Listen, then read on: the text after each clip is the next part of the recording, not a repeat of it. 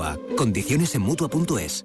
Escuchar Herrera en COPE por la mañana. Me alegro mucho de saludarlos en esta Mediodía COPE, La Linterna o la tarde con Ángel Expósito. Aquí arranca la tarde de COPE. Imagínate que puedes dar una exclusiva en antena con el mejor comunicador en la radio española porque has hecho el máster multimedia de COPE. Pero antes la última hora la tiene. Imagínate que tienes garantizado un año de prácticas remuneradas y los profesores son profesionales del sector. Parece que Europa empieza a ser consciente. Un máster práctico para hacer radio en los nuevos entornos digitales. Máster multimedia en radio de COPE con título oficial de la Universidad CEU San Pablo. Llama ya al 670 98 0805 o escribe a info@fundacioncope.com.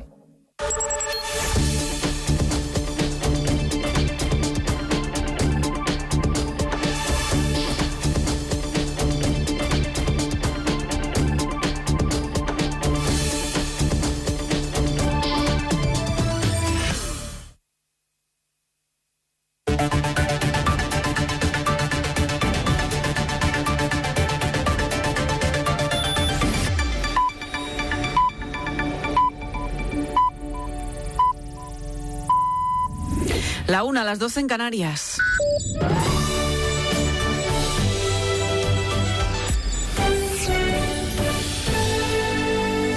Última hora en mediodía. COPE. Estar informado. El Papa Francisco ha lamentado la tragedia ocurrida en Génova al desplomarse un puente que de momento ha provocado 38 víctimas mortales.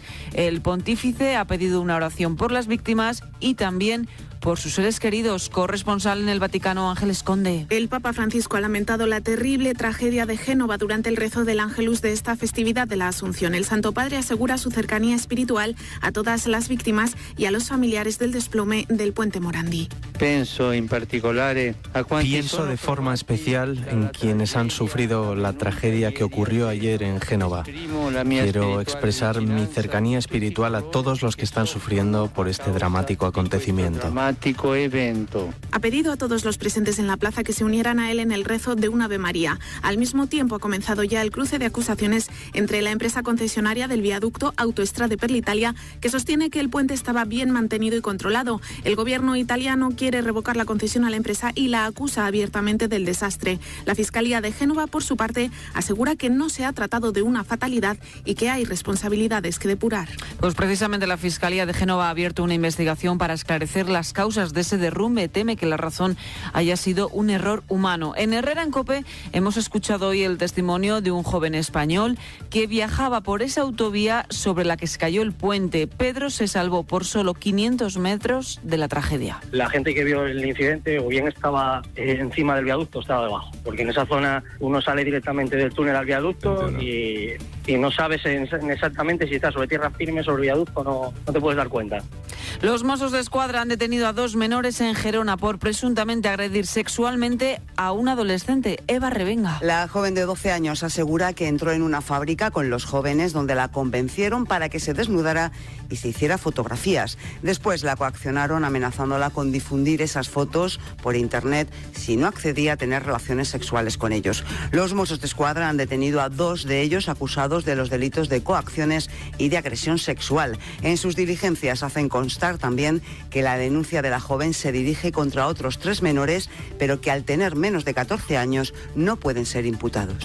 Con la fuerza de ABC. COPE. Estar informado. Mateo González, buenas tardes. Hola, muy buenas tardes. Hoy en El Espejo vas a repasar las portadas de los periódicos de hace 50 años. Sí, hace medio siglo Maciel ganaba Eurovisión y los periódicos ofrecían destacados especiales con la elaborada letra de la canción. Pero el día 15, la noticia principal en muchos diarios de España era que por primera vez, tras 12 siglos de historia, la parte central de la misa, la plegaria eucarística, adoptaría 3 nuevos formularios. Un cambio fruto de la llamada reforma litúrgica impulsada por el Vaticano II. La misa se iba modernizando y es que hay que recordar que la primera misa en español se había celebrado a finales de 1964 en la Facultad de Ciencias de la Universidad de Sevilla. Nuevos textos, pero un mismo mensaje. En palabras del Papa, esta oración tal vez podamos sentirla un poco lejana, pero si comprendemos bien el significado, entonces seguramente participaremos mejor. Mateo, también vais a prestar atención a ese nombramiento del Papa. Ha nombrado al venezolano Edgar Peña Parra, actual nuncio en Mozambique, sustituto para los asuntos generales de la Secretaría de Estado. De facto va a ser el número 3 del organigrama del Vaticano. Sí, ¿no es el así? anterior adopta un nuevo puesto al encargarse de las causas de canonización de los santos, y contaremos todas las actualidades del Vaticano y del mundo en este día de fiesta. Te escuchamos a partir de la 1:30 de la tarde en El Espejo. Santi Duque, buenas tardes. Hola Lorena, buenas tardes. Y en los deportes hoy miráis al Atlético, al Real Madrid, porque están velando armas de cara a la Supercopa de Europa de esta noche en Tallinn. A las 9, en el Lecoq Arena de la capital estonia, los dos equipos madrileños buscarán sumar un nuevo título continental. Buscamos la última hora de los dos conjuntos. Noticias en los rojiblancos. Antonio Ruiz. Ha tenido una mañana relativamente tranquila el Atlético de Madrid, con una sesión suave de descanso activo, como le gusta hacer al profe Ortega en este tipo de encuentros, y de fondo sobre el 11 de esta noche. Tan solo parece haber una duda en el centro del campo entre alinear a Rodri o alinear a Thomas. El resto del 11, si mantiene lo probado en la última ocasión en la capital de España, el Cholo Simeone formaría con Oblak en la portería, con línea de 4 en defensa para Juanfran, Godín, Jiménez, Felipe, con Rodri o Thomas, Saúl, Coque, Lemar, y arriba Griezmann y Diego Costa. Visitamos ahora, gracias Antonio, la concentración de los de Lopetegui. Novedades en el Real Madrid. Miguel Ángel Díaz. Busca el Real Madrid su tercera Supercopa de Europa consecutiva, la quinta en su palmarés. No ha sido inscrito Courtois, por lo que Keylor Navas será el portero. Modric, escaso de entrenamientos, iniciará el partido en el banquillo. En principio, Bale y Asensio serán titulares con respecto al 11 que jugó la final de Kiev. Habrá 1.100 aficionados madridistas animando al equipo de Julen Lopetegui. Lo contamos en tiempo de juego, gracias Miguel Ángel, desde las 8:15. Y el Barcelona disputa hoy el Gamper a las 6:15, enfrentándose al Boca Juniors. Ha hablado el presidente Bartomeu esta mañana en el Congreso de Peñas. Ha dicho que seguirán atentos al mercado, que anima a la dirección deportiva a que siga trabajando y que está convencido de que va a ser un año histórico para el Barcelona. Gracias, Santi. Te estamos contando la última hora en Mediodía COPE.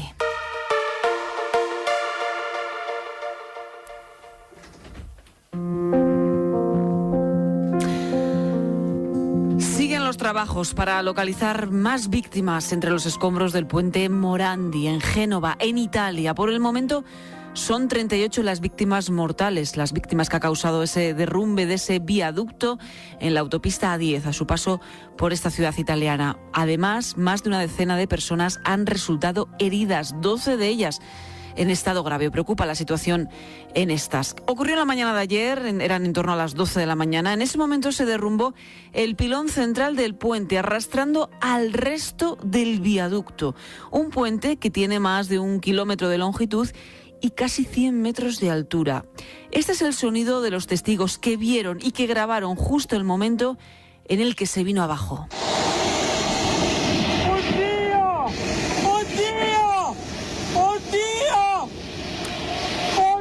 Nos han llegado imágenes impactantes como la de un camionero que estrelló su vehículo contra un muro volando unos 30 metros desde el viaducto. Solo tiene, la verdad, un hombro dañado, un auténtico milagro. Golpeé un muro, solo eso, no me acuerdo de nada más. Estaba frente al camión y salí por los aires, como todo, no me acuerdo.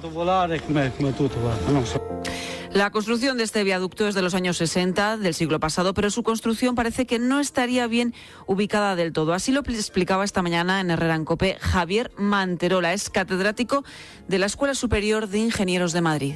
Y estaba metido entre un montón de casas enorme allí, saltando por una estación de ferrocarril. Y yo creo que se hizo este puente así porque Ricardo Morandi acababa de hacer el puente Maracaibo, que fue famosísimo. La cuestión es que yo me parecía siempre estaba un poco mal encajado el puente ahí. El ingeniero de caminos además tiene su propia hipótesis sobre lo que pudo ocurrir. Por la forma que se ha caído, tengo una hipótesis. Parece que los tirantes de un solo lado se rompieron. Sí. Ya se hablaba de corrosión en los tirantes. El tirante en ese puente son de hormigón, pero está relleno de acero. Bien. Y el acero ese, si no se está bien mantenido, se puede corroer con el tiempo. Es decir, que ese puente lleva ya 50 años hecho, 54 años, y no es 64. Esta mañana hemos escuchado también el testimonio de Pedro Barte, un asturiano testigo del derrumbe del puente Morandi que se encontraba a menos de 1 kilómetro del lugar del siniestro. El español ha contado en Herrera en COPE que salvó este martes su vida de puro milagro. Pues mira, nosotros veníamos del lago de Garda, al norte de Italia, y teníamos que ir a buscar un coche ahí al aeropuerto de Génova. Entonces estuvimos una semana por el norte de Italia y bueno, ya tocaba finalizar el viaje, ir a recoger el coche y volver los dos para España. Y nada, de la que estábamos volviendo, empezamos a ver retenciones y demás, miramos el teléfono móvil, pues claro, tuvimos que parar el motor y todo en los túneles y nada, nos enteramos en ese mismo momento que se había caído el puente. Una vez miramos el GPS, pues a 500 metros o 600 de donde estábamos bloqueados. Pedro estaba a punto de atravesar, como decía, en coche ese puente de Génova, iba camino del aeropuerto a buscar a un familiar. Así explicaba en Herrera en COPE cómo es ese viaducto. Esa zona está entera salpicada de túneles, viaductos y demás. De hecho, nos evacuaron por la última salida que había habilitada, que curiosamente era la del aeropuerto, la que teníamos que coger nosotros. Esa zona tiene muchos viaductos, muchos túneles, y va sucesivamente entrando y saliendo de uno a otro, y el siguiente viaducto que había era el que se desplomó. Un puente con muchos túneles donde es difícil saber ubicarse. La gente que vio el incidente o bien estaba encima del viaducto o estaba debajo, porque en esa zona uno sale directamente del túnel al viaducto y no sabes exactamente si estás sobre tierra firme, sobre el viaducto, no te puedes dar cuenta. Pedro Barte es testigo del derrumbe del puente Morandi en Génova y esta mañana explicaba también en Herrera cómo se enteraron del momento exacto del derrumbe. Creo que los únicos que informaron fueron los que estaban a la boca de la salida del túnel, que sí que pudieron pararse. Nosotros simplemente nos apartamos a los laterales porque empezamos a ver venir camiones de bomberos, de carabineros, etcétera, y nos apartamos a los laterales. Hubo un poco de caos al principio, casi una veintena de coches literalmente encerrados en ese túnel que se dirigía al puente derrumbado. Hubo un poco de problema y de caos porque había vehículos que no se apartaban. De hecho, hubo camioneros y demás que se bajaron a reñir un poco a los determinados conductores. Ya la gente, digamos, que se concienciou un poco, dejó el pasillo central libre y ya pudieron seguir entrando vehículos sin tener que entrar. En Mediodía COPE nos desplazamos a la 1:10 de la tarde, 12:10 en Canarias, hasta Italia, y está nuestra compañera Ángeles Conde. Ángeles, buenas tardes. Buenas tardes. ¿Cuáles son los últimos datos que tenemos hasta ahora? Pues continúan las labores de rescate. La verdad es que los equipos de rescate tienen esperanzas, pero dicen que será muy difícil porque desde ayer por la noche no se escucha nada. Parece ser que anteriormente las personas que conseguían rescatar pues gritaban, los que podían, etcétera. Dicen que ya es muy difícil encontrar a alguien bajo los escombros.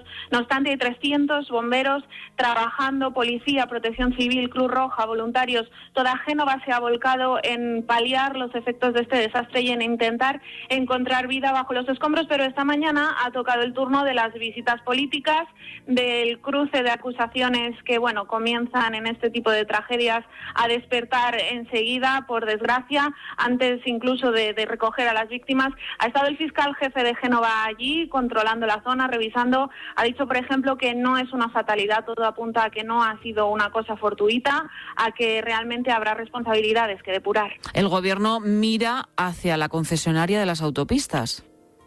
Efectivamente, se llama la empresa Autostrade per l'Italia, es concesionaria de esta autopista A10 que circulaba por encima del viaducto. La concesionaria sostiene que estaba realizando controles periódicos y que el viaducto, bueno, pues necesitaba sus reformas, sus reestructuraciones, digamos por así decir, su lavado de cara, pero que nada hacía presagiar un desenlace así. Han estado esta mañana el viceministro Luigi Di Maio, el ministro de Infraestructuras Danilo Toninelli, acusan directamente, sin paños calientes, a la concesionaria de ser la responsable. Matteo Salvini también no está todavía allí, se desplazará esta tarde, pero dice que evidentemente tendrán consecuencias penales y civiles la concesionaria.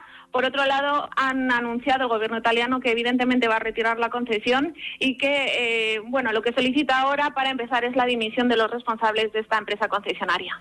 Pues con esa última hora desde Italia nos quedamos. 38 víctimas mortales, más de una decena de heridos, 12 de ellos en estado grave, preocupa su vida. Ángeles Conde, gracias por acompañarnos en Mediodía COPE y en ofrecernos en esa última hora. Buenas tardes. Gracias a vosotros.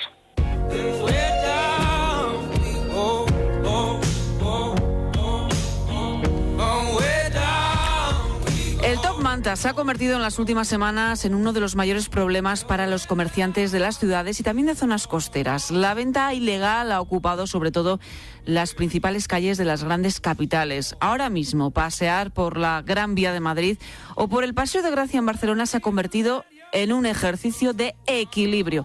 Y es que a la hora de esquivar los productos de imitación que ponen a la venta de forma ilegal y que compiten con los negocios de toda la vida, con los negocios del barrio.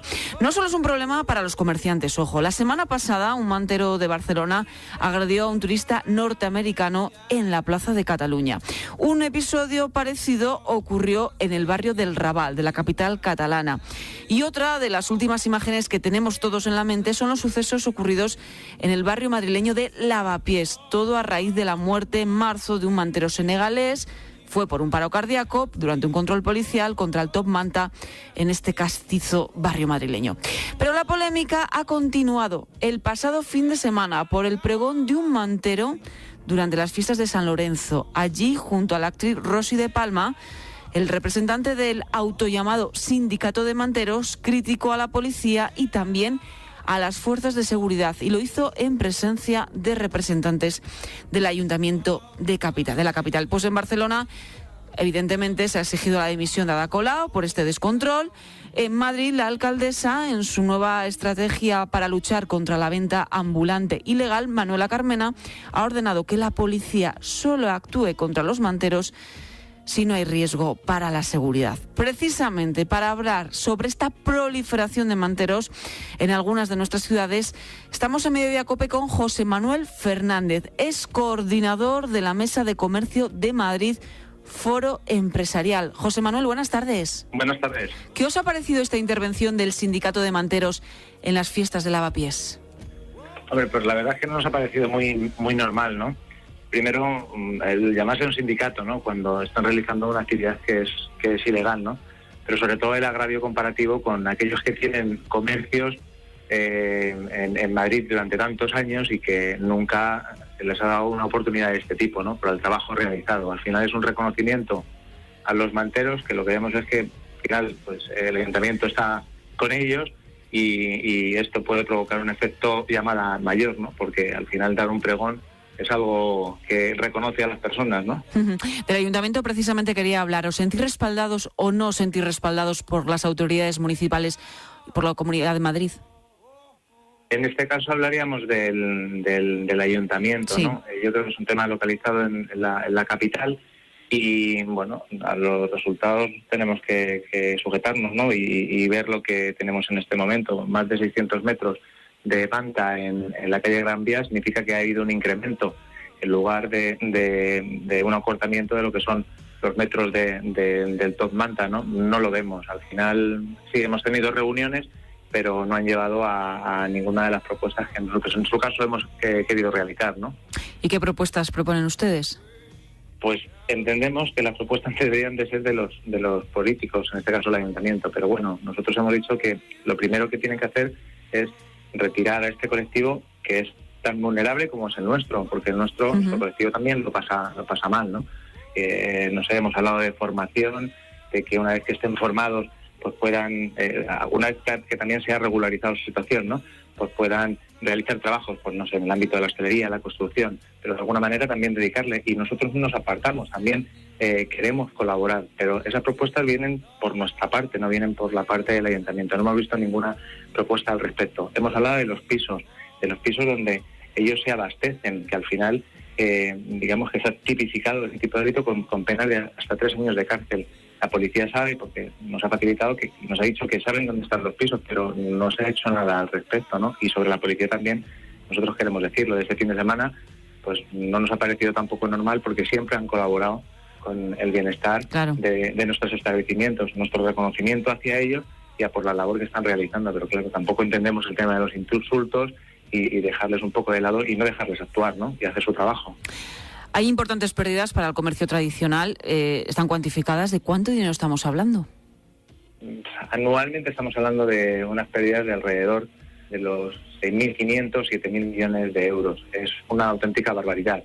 Estamos hablando de pérdida de puestos de trabajo y sobre todo también lo que se deja de ingresar, ¿no?, que eso la gente, los consumidores se tienen que dar cuenta, ¿no?, que no hay ingresos para las arcas públicas y no hay ingresos para las pensiones, para las prestaciones de la seguridad social, es decir, para todo ese tipo de cuestiones, ¿no?, que yo creo que son importantes y que siempre el comercio tradicional y los autónomos hemos estado por la labor, ¿no? Y eso, en nuestro caso, pues nos supone también pues un agravio comparativo, ¿no?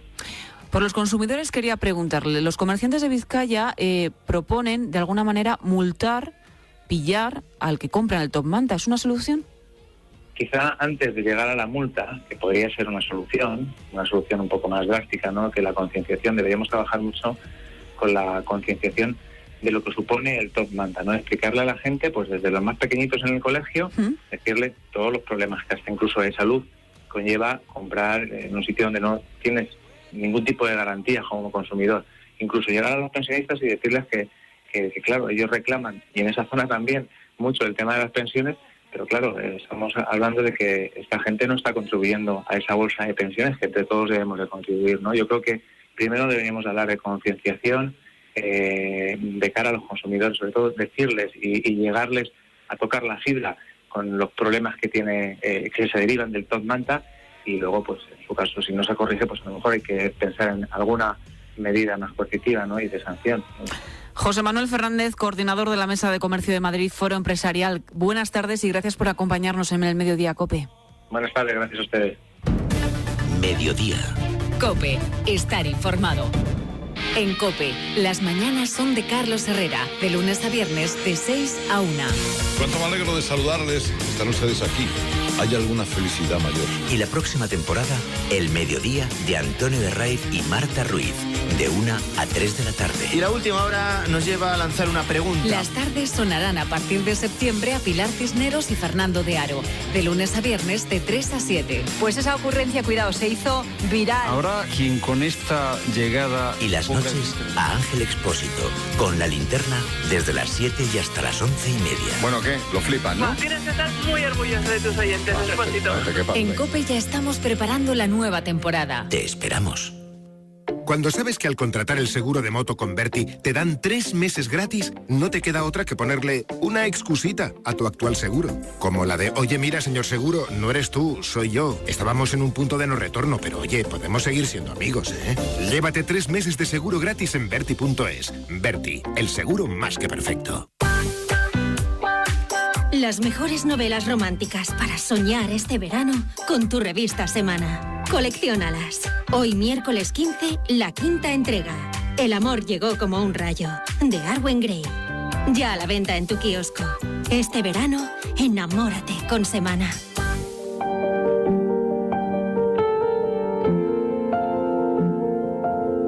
Mediodía. COPE, estar informado.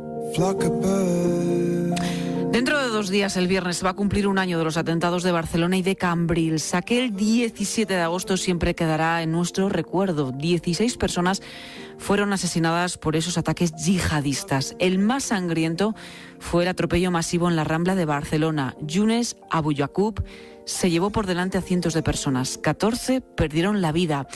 La verdad es que todo ocurrió muy rápido. En menos de 1 minuto cundió el pánico en las calles de Barcelona.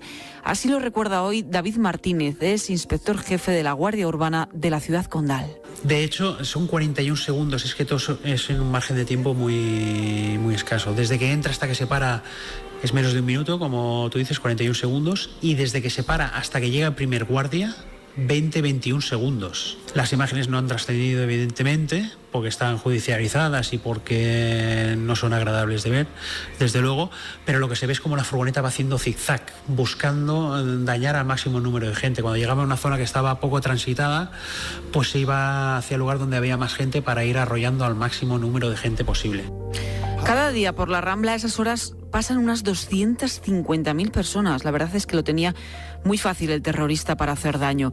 Se vivieron auténticos momentos de caos. Rápidamente los turistas empezaron a huir, se resguardaron en bares, en comercios, en hoteles, donde pudieron.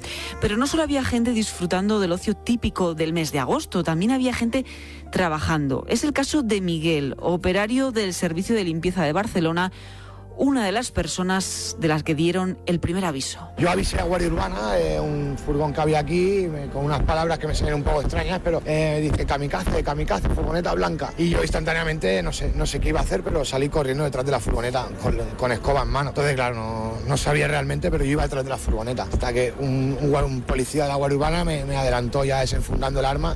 Y ahí fue cuando dije, a ver, ¿qué estoy haciendo? ¿No? Había muchas víctimas en el suelo y claro, pues lo suyo era que yo estuviera ayudando a las víctimas.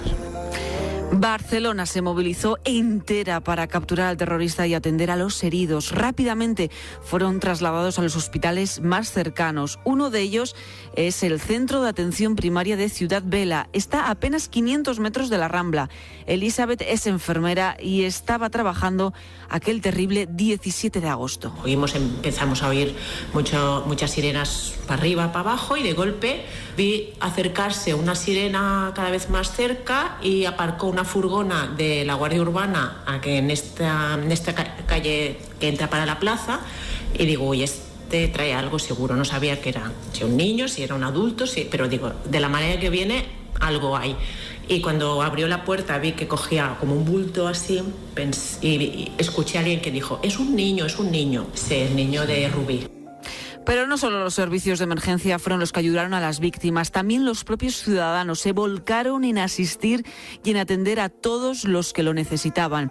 Uno de ellos fue Albert Salvador, un consultor catalán que estaba con su familia en un restaurante cuando empezaron a recibir noticias de lo que estaba ocurriendo. No les dejaron salir hasta las 9 de la noche. Fue entonces cuando, yendo a recoger su moto, se encontró con los familiares de un matrimonio canadiense que habían llegado ese mismo día a Barcelona para hacer turismo. Encontraron a la mujer en un hospital cercano, pero el marido no estaba. Albert cogió la moto y acompañó al familiar por todos los hospitales de Barcelona hasta lograr encontrarlo. Entonces yo empiezo a hablar con la gente del hospital y vi que había un listado de víctimas y había muchas víctimas que ponía a desconocido. Por tanto, como la señora estaba bien, no piensas que el hombre está muerto, sino que piensas que está en otro hospital. Entonces él me dijo, bueno, pues habría que ir a ver a otros hospitales. Primero fuimos al Hospital del Mar, porque por la ronda litoral nos iba mejor. Allí nadie dio cuenta de este señor. Fuimos al Hospital de Sant Pau, tampoco. Fuimos al Hospital Clínico, tampoco. Y en el Hospital Clínico, y al médico que me atendió me dijo, mira, si no lo habéis encontrado, ve a la Valle de Borón. En ese atropello murieron 14 personas, otra murió en Cambrils, también atropellada, y otra fue asesinada en Esplugues del Llobregat, cuando el yihadista, huido de la Rambla, le apuñaló para robarle el coche y darse a la fuga. Esta víctima se llamaba Pau Pérez, tenía 35 años, y así recuerda a su hermano Guillermo cómo fue ese día. Mi hermano había quedado aquí en Barcelona para quedar con unos amigos suyos para hablar sobre algo de Nepal, porque eran las fiestas del barrio de Gracia de aquí. Entonces subió un coche.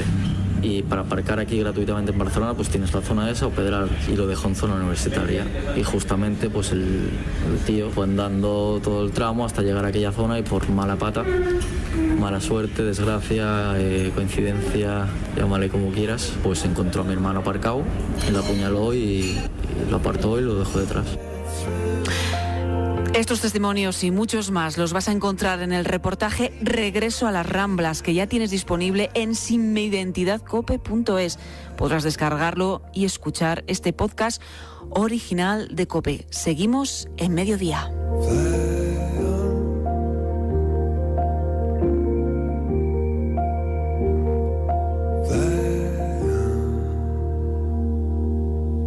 Estás escuchando Mediodía. Escucha COPE en Internet, TDT, Onda Media, FM y dispositivos móviles.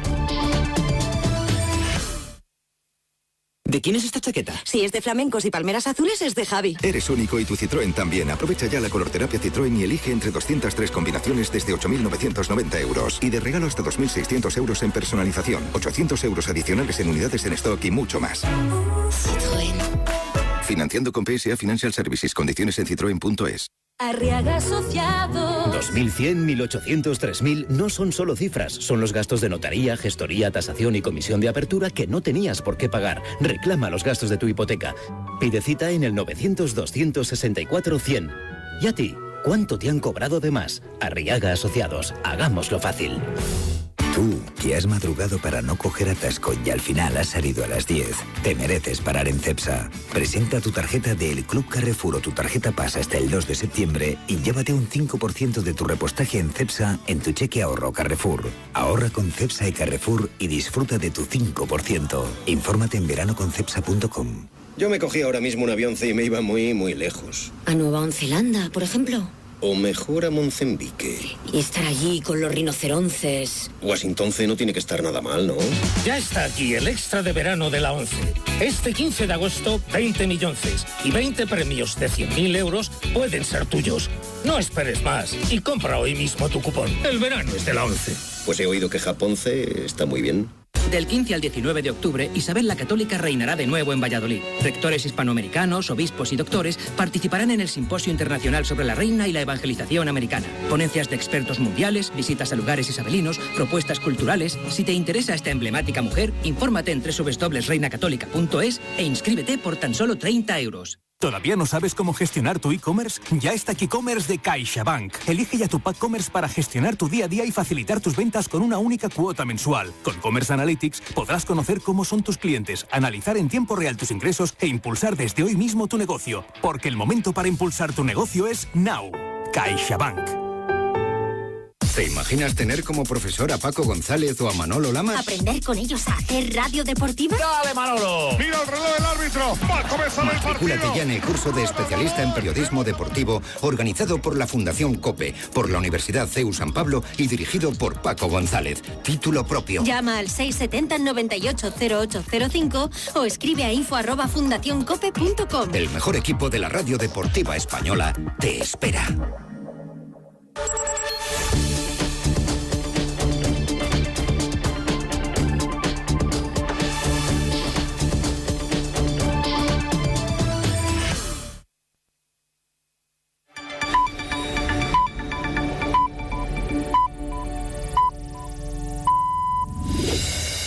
Estás escuchando Mediodía. COPE. Estar informado.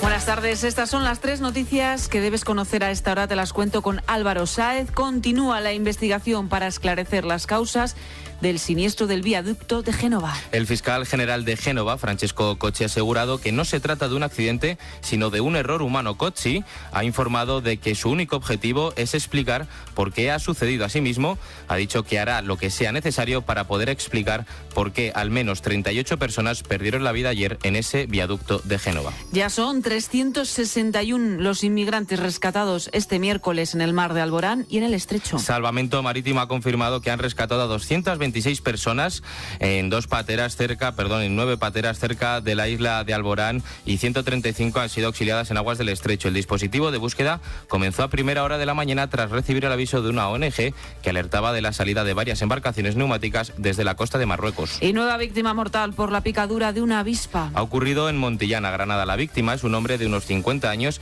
y era alérgico. Fue atendido por los servicios médicos, pero no se pudo hacer nada para salvar su vida. Según fuentes de la Guardia Civil, los hechos ocurrieron el pasado lunes por la tarde en plena calle. Los inmigrantes continúan llegando a España, lo estábamos contando, 371 personas a lo largo del día de hoy.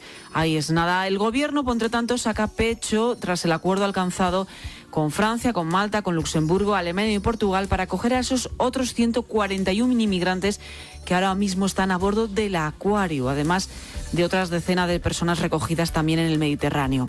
España va a acoger de esos 141 inmigrantes a casi la mitad, a unos 60.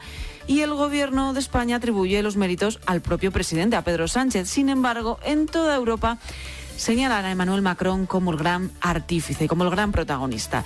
Y por ello te estamos preguntando hoy en Mediodía COPE. Antonio Montero, buenas tardes. Buenas tardes, Lorena. Te estamos preguntando precisamente qué piensas de este acuerdo entre Pedro Sánchez con otros 5 países, Francia, Alemania, Portugal, Malta y Luxemburgo. ¿Crees que es una buena noticia o es solo un parche mientras siguen llegando miles de personas por el estrecho de Gibraltar, por el mar de Alborán? Pues no, queremos escucharte, queremos que envíes tu nota de voz, nota de audio al número de WhatsApp de Mediodía COPE. Envíalo al 637 23 0000, al 637 23 0000 y responde a la pregunta que te hacemos. ¿Qué piensas de este acuerdo para acoger a los 141 inmigrantes del Aquarius? Puedes hacerlo también a través de redes sociales en @mediodíacope en Twitter o en Facebook Mediodía COPE. Antonio, te voy a poner en un brete. A ver, cuéntame. Pregunta, ¿tú has hecho alguna vez un simpa? No que yo recuerde. No que tú recuerdes cómo es eso. Hombre, yo no recuerdo haber hecho nunca un simpa. O sea, a lo mejor te ha sido de forma inconsciente, a lo mejor. No lo recuerdo yo. Bueno, ya te digo que si lo haces tienes castigo. Y si no, que se lo digan a un hombre en Gijón que fue llevado a comisaría en taxi por no pagar, pero lo curioso es la manera en la que fue transportado, con medio cuerpo asomado por la ventanilla. ¿Cómo es eso? Bueno, es que la historia tiene migas. Resulta que un hombre en Gijón pilla el taxi de noche después de una fiesta, llega al destino, el hombre abona, paga los 5,80 € que costó esa carrera. Bueno, hasta ahí todo bien. Sin embargo, el cliente no tardó en arrepentirse. Vamos, que intentó pillar de nuevo el dinero a través de la ventanilla. ¿Qué ocurrió? Que el taxista, viendo la reacción del cliente, temiendo de que le agredieran, arrancó el coche con el hombre con medio cuerpo fuera de él. ¿Y hacia dónde crees que fue, Lorena? ¿Hacia dónde? Dime. Directo a la comisaría. Ah, claro. Claro, la gente que iba por la calle se quedaba alucinando por la situación hasta que el hombre se metió por completo en el automóvil y la policía actuó en ese momento. Mateo González, buenas tardes. Hola, muy buenas tardes. Tú no has hecho un simpa, no tienes cara de ello. No, pero mira, León me tuve que ir porque no tenía dinero y volvimos al día siguiente y súper amables, Oye, ¿no? Pero eso es un gesto de muy buena voluntad, Mateo.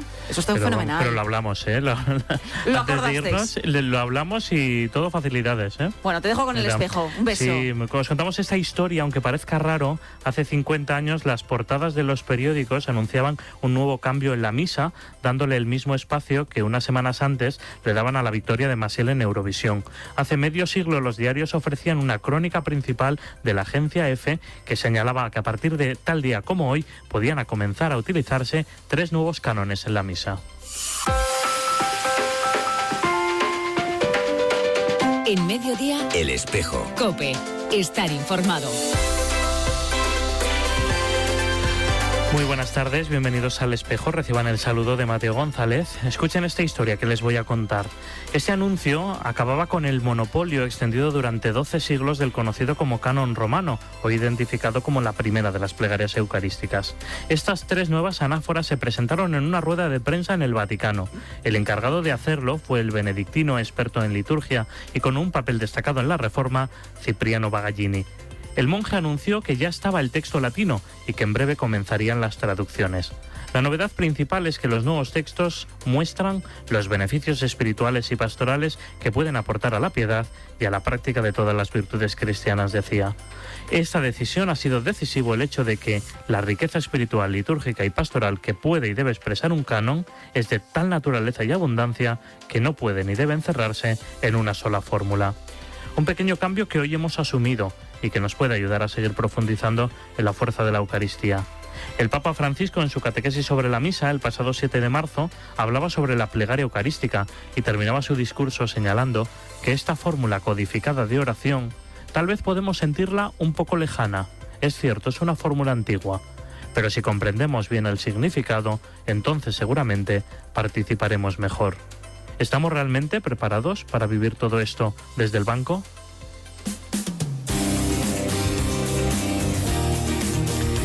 Y estamos en El Espejo y comenzamos ya con el avance de las principales noticias de esta jornada que nos trae Nacho de Gamón. Buenas tardes. Buenas tardes, Mateo. La Santa Sede ha nombrado al nuevo sustituto de la Secretaría de Estado. Se trata de Monseñor Edgar Peña Parra, venezolano de 58 años, lleva 25 trabajando para el Servicio Diplomático de la Santa Sede. Es experto en diplomacia multilateral y hasta ahora ejercía como nuncio apostólico en Mozambique. Además, hoy el Papa ha rezado el Ángelus desde la Plaza de San Pedro. Un Ángelus en el que ha hablado del dogma de la Asunción de la Virgen y también ha recordado a las víctimas del puente de Génova. Y también la Iglesia de España ha mostrado su pesar por la tragedia del puente Morandi de Génova. El presidente de la Conferencia Episcopal, el cardenal Ricardo Blázquez, ha enviado 2 cartas al arzobispo de Génova, el cardenal Angelo Bañasco, y al presidente de la Conferencia Episcopal Italiana, el cardenal Gualtiero Bassetti, en las que, en nombre de la Iglesia en España, les transmite su sentimiento de dolor y solidaridad y también les pide que traslade su afecto a los damnificados y al pueblo de Italia. Santiago de Compostela acaba de recibir al peregrino número 200.000.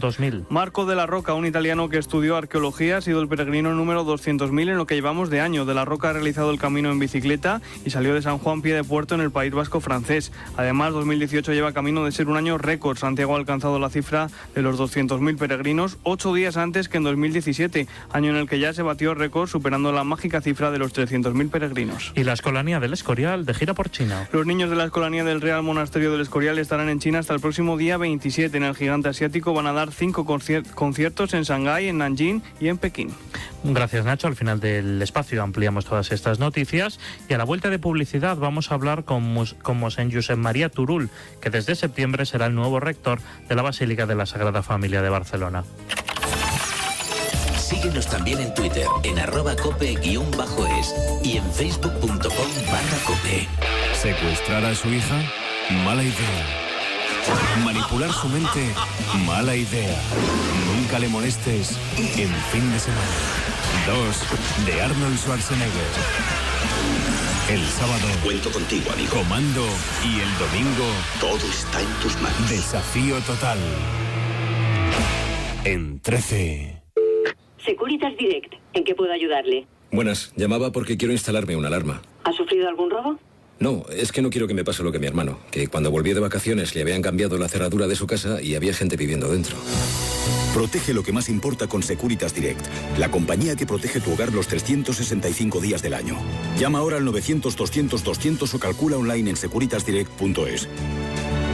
Del 15 al 19 de octubre, Isabel la Católica reinará de nuevo en Valladolid. Rectores hispanoamericanos, obispos y doctores participarán en el Simposio Internacional sobre la Reina y la Evangelización Americana. Ponencias de expertos mundiales, visitas a lugares isabelinos, propuestas culturales. Si te interesa esta emblemática mujer, infórmate en www.reinacatólica.es e inscríbete por tan solo 30 euros.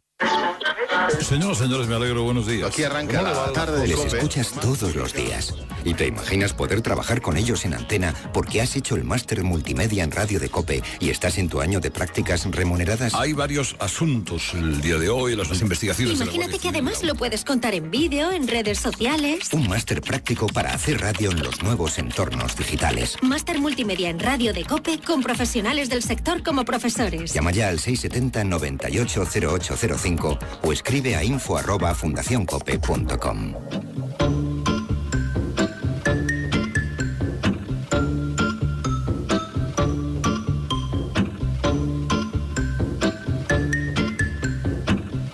En Mediodía, El Espejo. COPE. Estar informado. Tenemos en este miércoles de fiesta, en el tiempo de entrevista del Espejo, a Mossèn Josep Maria Turull, que hasta ahora era el encargado de las celebraciones litúrgicas de la Basílica de la Sagrada Familia de Barcelona y que será desde septiembre además el rector de este templo y párroco. Vamos a conocer con él algunas de las peculiaridades de esta comunidad de fe que se ensancha al recibir a tantos visitantes cada año. Mossèn Josep Maria, muy buenas tardes. Muy buenas tardes. Bueno, hasta hace poco la pregunta del millón, podemos decir, sobre la Basílica de la Sagrada Familia era cuál sería la fecha de finalización de las obras. Duda que ya podemos tener resuelta, ¿verdad? No se crea, no se crea. Aquí hay un proyecto, que dice pues hacia el 2026, porque con motivo del centenario de la muerte de Antonio Gaudí, se espera poder terminar la parte más importante de la basílica, que incluye lo que son las torres centrales, son 6 en concreto que aún faltan, y la parte del claustro exterior que aún faltan. Esto de cara al 2026, si nada lo impide, teniendo en cuenta que ya sabe usted que las obras siempre tienen muchos percances. Y en un edificio tan singular como este, pues no es de esperar que pase menos. Faltará todavía para más adelante, a partir del 2026, poder terminar lo que es la fachada principal, la fachada de la Gloria, y también la escalinata que tiene pues que entrar en la manzana de casas que hay delante, ¿no? Uh-huh. Que allí pues hay otros problemas urbanísticos pues que se esperan poder ir resolviendo de aquí al 2026. Uh-huh. En esto nosotros somos como muy de la prisa en el momento en el que estamos, pero siempre hay que tener muy presente lo que decía Gaudí cuando ya entonces, nada más iniciarse las obras, le preguntaban ¿y cuándo se va a terminar la Sagrada Familia? Y él siempre respondía que mi dueño no tiene prisa. Pues tampoco nosotros debemos tener una prisa excesiva y debemos dar gracias a Dios porque si Dios quiere seremos de los que podemos ver gran parte de la basílica ya culminada. Sí, creo que también era una frase del propio Gaudí que cada generación veríamos una de las fachadas. Nosotros nos está tocando ahora la de la Pasión, como el propio Gaudí vio solo la del nacimiento. No obstante, el proyecto, pues sobre todo pensando en esa fachada que nos queda de la Gloria, está al menos proyectado bastante asentado, hay bastante unanimidad. Se está trabajando en ello, porque en este sentido se trata de retomar todo lo que ya había dejado Gaudí, sobre todo las maquetas, que fue lo que, aunque muy destruido, pero después reconstruyéndolo como si fuera un puzzle, se pudo recuperar, ¿no?, junto a fotos de maquetas que había habido, porque por desgracia con la persecución religiosa que estalló junto con la guerra civil, pues se quemaron prácticamente la mayoría de los planos, de los dibujos de Gaudí, ¿no? En este sentido, pues ya, digamos, se trata de retomar y ver pues las adaptaciones o las cuestiones que hay que ir puliendo de cara pues a llevarlo a término. Y centrándonos en el propio Gaudí, que está enterrado en la cripta de la Basílica, ¿esta figura de Antonio Gaudí es algo más que simplemente una inspiración arquitectónica? Hombre, Antonio Gaudí no solo es un genial arquitecto, sino que era un gran cristiano. Por eso se ha iniciado su proceso de beatificación y realmente su vida fue un testimonio de ir a más, sobre todo a nivel cristiano, ¿no? Él, digamos, no solo hizo su obra, sino que su obra le hizo a él, ¿eh? Él trabajó en una iglesia porque pensaba que la iglesia era lo mejor que podía hacer un arquitecto, y este trabajo en la iglesia a él le fue transformando y le fue convirtiendo cada vez en un cristiano más devoto y más fiel, ¿no? Y en este sentido, él no solo es el arquitecto, sino que inspira, parte de la arquitectura, también la espiritualidad que allí se respira. Y también la espiritualidad que queremos que la gente vaya descubriendo y viviendo cada vez más en la Sagrada Familia. Porque, ¿cómo podríamos resumir qué ofrece la Sagrada Familia tanto a creyentes como también muchos no creyentes que la visitan, pero que tienen un poco una sensibilidad especial para trascender el arte y la estética del lugar? ¿Es el mismo Gaudí el que se está dando ahí? Yo creo que la Sagrada Familia es como la quinta esencia de lo que ya los teólogos medievales llamaban la vía pulcritudinis, la vía de la belleza para acceder a Dios. Y esta es la sensación que todos captamos de la gente que entra en la Sagrada Familia, ¿no? Que quedan, cuando entran, como el Papa Benedicto XVI, cuando entró por primera vez, abrió por primera vez la puerta principal y vio la Sagrada Familia, pues se quedó boquiabierto, ¿no? Y pues toda la gente también cuando entran se quedan boquiabiertos con la belleza de la Sagrada Familia. Yo creo que esta, como el Papa Benedicto XVI y antes San Juan Pablo II había dicho, por la vía de la belleza el mundo actual puede acceder a Dios. Yo creo que esta es una de las grandes ofertas que actualmente la Sagrada Familia ofrece al mundo, a través de su belleza, poder acceder a Dios.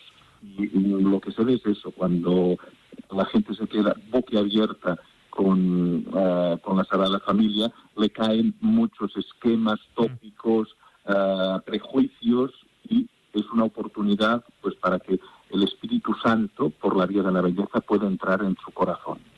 Volviendo a ese día en el que Benedicto XVI acudió a Barcelona para consagrar el templo, él también puso de manifiesto pues la idea originaria de los promotores del templo, de esa insistencia en dedicar a la Sagrada Familia de Nazaret una iglesia para mostrar al mundo pues el amor, el trabajo y el servicio que José, María y el niño vivieron. ¿Es también un reto añadido para quienes cada día trabajáis en la Sagrada Familia? Evidentemente, todos solo podremos solo podremos conseguir que la gente respire el clima de Nazaret si nosotros vivimos el clima de Nazaret. Y esto también es el que desde los trabajadores a la pastoral pues intentamos, ¿no? Que con sencillez, pero con la máxima corrección, ¿no? Pues la gente disfrute de las celebraciones, del templo, de manera pues eso, que puedan descubrir por María, por José, pues que Jesús no solo es el Hijo de María, sino que es el Hijo de Dios que vale la pena, en el que vale la pena creer, confiar y entregar la propia vida para poderla ganar. De hecho, hoy celebramos la Asunción de la Virgen María, que es una muestra de esto, ¿no? De cómo entregando su vida a la voluntad de Dios, pues la recuperó de la manera más plena. Y bueno, hemos conocido que usted ha sido nombrado como el nuevo párroco. ¿Qué comunidad parroquial es la que se reúne en torno a este templo, ¿no? Esta realidad pues escondida más allá de las filas de turistas o de la atracción cultural. Desde que se terminó de construir la cripta, ya se constituyó una parroquia en torno a la Sagrada Familia, precisamente porque en aquel entorno entonces pues no había ninguna otra iglesia, era toda una parte que eran, cuando se empezó a construir la Sagrada Familia, eran campos, ¿no? Y ya estaba planificado el ensanche, la Champla de Barcelona, y siguiendo pues esta planificación se construyó la basílica, y a medida que iban creciendo las casas, los edificios alrededor, pues se creyó oportuno en esa parte donde no había ninguna otra iglesia constituir esa cripta en parroquia, con lo cual pues ya tiene una larga tradición esta comunidad parroquial, que se reúne sobre todo en la cripta, sigue reuniéndose en la cripta de la Sagrada Familia, y reúne a la feligresía de ese barrio, que ha tomado el nombre de la basílica, ¿no? Es el ensanche de la Sagrada Familia. Es gente pues de un nivel medio, donde hay una gran cantidad pues eso de gente ya de generaciones que viven allí, y también pues toda una serie de gente venida ahora más recientemente. Esta tiene que ser, ¿no? Ya la comunidad cristiana que se reúne y que de alguna manera pues está a la base a nivel humano y espiritual de la Sagrada Familia. Y la idea es pues precisamente que toda esta gente que descubra, que vaya descubriendo por la Sagrada Familia a Dios, que quiera crecer en la fe, encuentre en esta comunidad cristiana el lugar donde vivirla, seguir viviéndola, y donde ir creciendo en esta fe. Eso es. Bueno, pues tendremos tiempo hasta 2026 de poder ir conociendo y siguiendo pues cómo va creciendo también esta gran realidad espiritual. Monseñor José María Turull, muchísimas gracias por haber estado con nosotros, y le deseamos lo mejor también en esta nueva tarea como párroco. Muchísimas gracias a vosotros. Hasta otra. Y abrimos ahora nuestra página informativa con Nacho de Gamón. Saludos de nuevo. ¿Qué tal, Mateo? La Santa Sede tiene un nuevo sustituto de la Secretaría de Estado. Se trata de Monseñor Edgar Peña Parra, venezolano de 58 años, lleva 25 trabajando para el servicio diplomático de la Santa Sede. Es experto en diplomacia multilateral y hasta ahora ejercía como nuncio apostólico en Mozambique. Sustituye en el cargo al recientemente creado cardenal Angelo Becciu, que ha sido nombrado prefecto de la Congregación para las Causas de los Santos. Y no olvidamos que hoy celebramos la solemnidad de la Asunción de la Virgen. Y por eso el Papa Francisco ha rezado el Ángelus en la Plaza de San Pedro. En Roma está Ángeles Conde. Buenas tardes.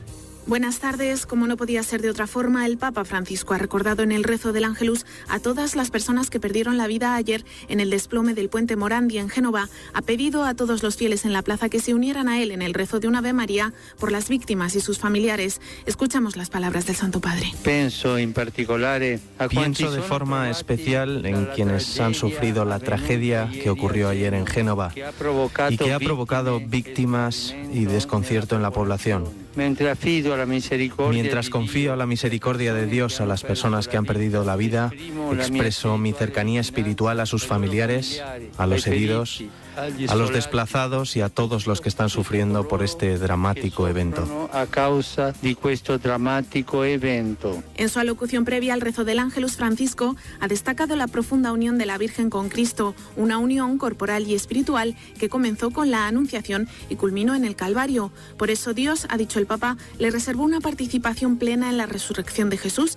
El Santo Padre ha destacado que esto nos indica que Dios desea salvar al ser humano por entero, en cuerpo y alma. Esta realidad, la Asunción de María, confirma la unidad de la persona humana, ha concluido el Papa Francisco.